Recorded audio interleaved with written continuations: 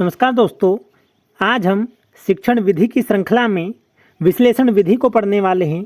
दोस्तों, विश्लेषण विधि पोस्टमार्टम के तरह ही है, जिसमें शरीर के विभिन्न अंगों का बड़ी बारीकी से अध्ययन किया जाता है। आइए देखते हैं विश्लेषण विधि।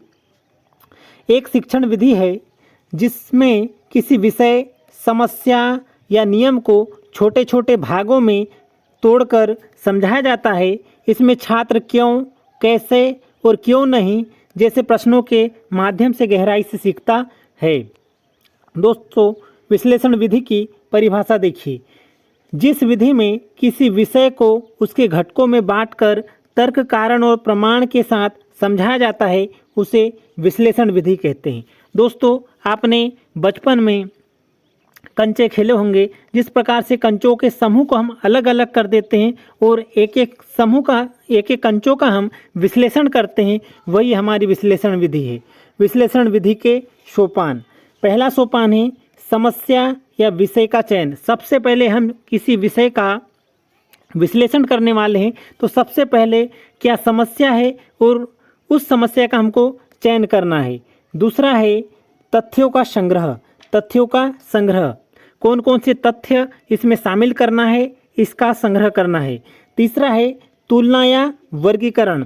इसका हम अन्य तथ्यों से तुलना करेंगे और जो अलग है उसका वर्गीकरण करेंगे। फिर उसके बाद हम तर्क या कारणों का विश्लेषण करेंगे, बड़ी बारीकी से समझेंगे, अलग अलग करेंगे और अंत में निष्कर्ष पर पहुंचना। दोस्तों, विश्लेषण विधि के सोपान बहुत इंपॉर्टेंट है। कुल 5 सोपान हैं। इन 5 सोपानों को आप बहुत अच्छे से याद कर लीजिए। MP TET, UP TET, CTET REET जैसी परीक्षा में यह पूछे जाते हैं।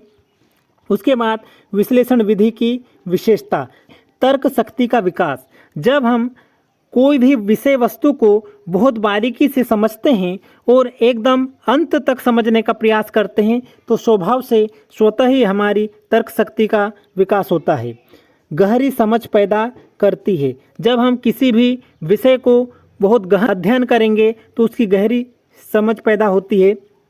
उसके बाद देखिए, सोचने की आदत विकसित होती है।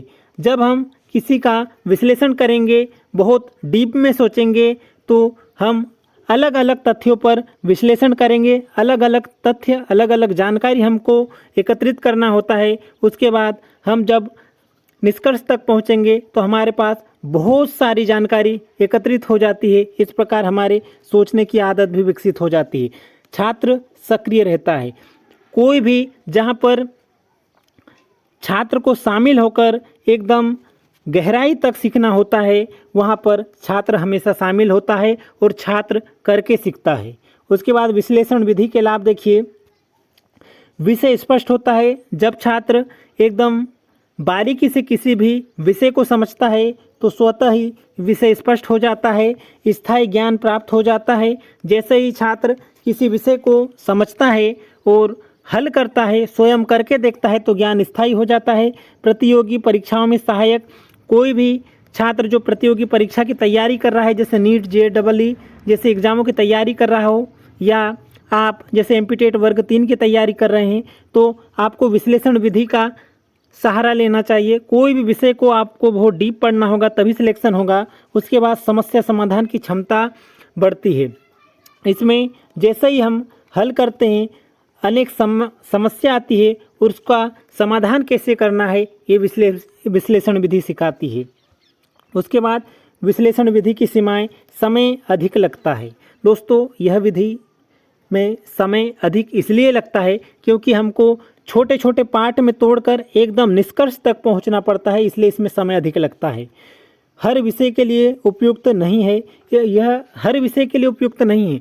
जैसे मुझे अंग्रेजी पढ़ाना है, अंग्रेजी विधि में सिर्फ ग्रामर पढ़ा सकता हूँ, बाकी अन्य कुछ पढ़ाना रहेगा तो यह विधि उपयुक्त नहीं रहेगी। प्रारंभिक कक्षाओं में कठिन, या छोटी कक्षाओं प्राइमरी लेवल के लिए काफ़ी कठिन विधि है। उसके बाद उदाहरण एक समझते हैं कि जैसे मैंने गणित का कोई सूत्र को सीधे, जैसे मैंने गणित का कोई टॉपिक लिया और उसको मुझे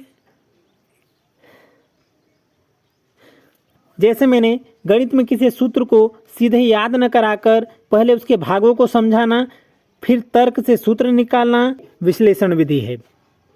जैसे मैंने दो संख्याओं का योग हमेशा सम संख्या होता है, यह समझाने के लिए मैंने मान लो पहले 2 लिखा, फिर उसके बाद 2 लिखा बराबर से 4 हुआ, फिर 4 लिखा, फिर 2 लिखा बराबर से 6 हुआ। इसका मतलब क्या हुआ कि दो सम संख्याओं का योग हमेशा सम संख्या होता है। यदि मैं विद्यार्थी को बार बार यह समझाऊंगा तो वह सूत्र निकाल लेगा कि दो सम संख्याओं का योग हमेशा सम संख्या होता है। आइए इसके उपयोग देख लेते हैं कि इसका उपयोग कहाँ कहाँ होता है। इसका उपयोग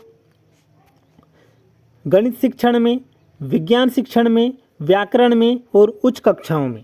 दोस्तों, यदि आप जीजीसी क्लासेस पर नए हैं और चैनल को लाइक, शेयर और सब्सक्राइब नहीं किया है तो चैनल को लाइक, शेयर और सब्सक्राइब जरूर कीजिए।